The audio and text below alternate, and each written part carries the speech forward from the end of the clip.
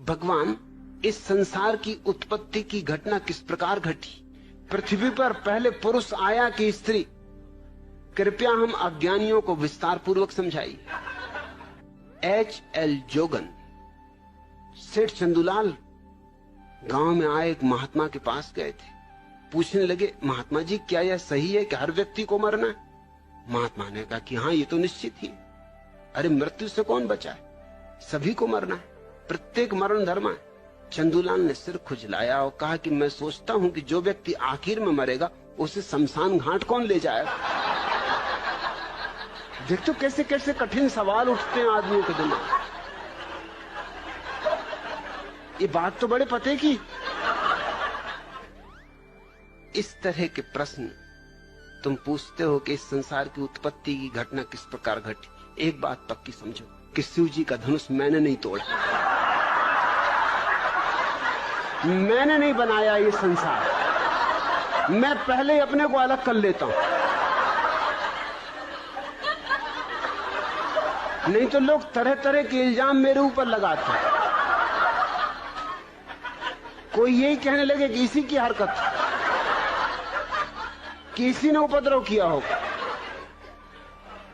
तो H.L. जोगन, इतना मैं पक्का कह देता हूं, जितना मैं पक्का कह सकता हूं कि मैंने बिल्कुल, मेरा हाथ ही नहीं इसका, दूर का नाता रिश्ता भी नहीं इसके बनाने में।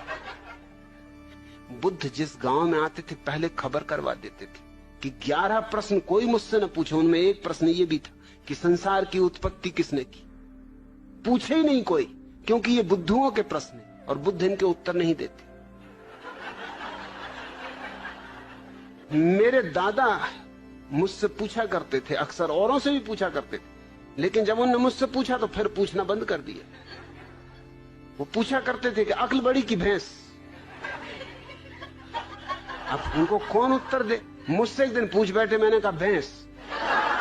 उन्होंने कहा क्यों? मैंने कहा क्योंकि भैंस ये सवाल नहीं पूछती।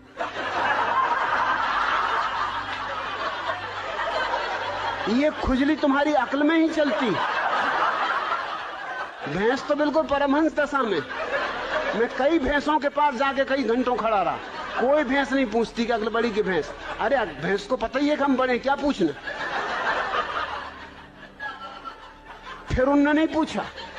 फिर मैं कई दफा उनसे पूछता था कि पूछो ना, अक्ल बड़ी की भैंस। कहते तू चुप रहे। वो मुझे कहीं नहीं ले जाते थे, वो बड़ा सत्संग करते थे, महात्माओं के पास जाते थे। वो जब भी जाए मैं बैठे ही रहता था कि आया मैं भी, कि नहीं तू ले जाने नहीं, तू कुछ ना कुछ उल्टी सीधी बात कह देगा। मैंने कहा उल्टी सीधी बातें तुम लोग करते हो, मैं सीधी सादी बात करता हूं। अब तुम ये बात पूछते हो अक्ल बड़ी की भैंस, और मैंने सीधा उत्तर दे दिया कि भैंस, तो तुमको लगता है उल्टी सीधी बातें कर रहा हूं। अरे आने दो, मैं भी तुम्हारे महात्मा को जरा दिखाऊंगा।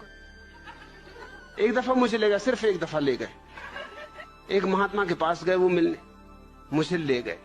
महात्मा की उम्र रही हो कोई 30 साल, मेरी उम्र रही होगी मुझसे से कोई 15 साल, और मेरे दादा की उम्र रही कम से कम 60 साल। महात्मा ने उनसे कहा आओ बच्चा बैठो।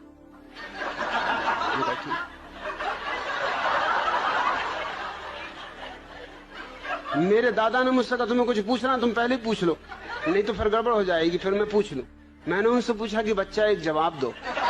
महात्मा बहुत नाराज हुए, कहने लगे मुझसे बच्चा कहते हो? मैंने कहा तुम मेरे दादा को बच्चा कह रहे हरामजादे, 60 साल की उम्र के बूढ़े को बच्चा कह रहे, 30 साल के तुम हो, 15 साल का मैं हूं, तो कोई गणित में गलती कर रहा हूं? तुम बच्चा नहीं महाबच्चा हो। मेरे दादा ने मुझे फौरन बाहर निकाला, तू जा भैया, तू घर जाओ, कभी मेरे साथ मत आना। क्या बातें पूछ रहे हो? सृष्टि को किसने बनाया? जान भी लोगे तो क्या करोगे? क्या फिर से बनाना है? एक से ही मन नहीं भरा। अरे इतना ही जान लो कि अपना अज्ञान कैसे मिटे। ये जानने से नहीं मिटेगा, ध्यान का दिया जला लो, अज्ञान मिट जाता।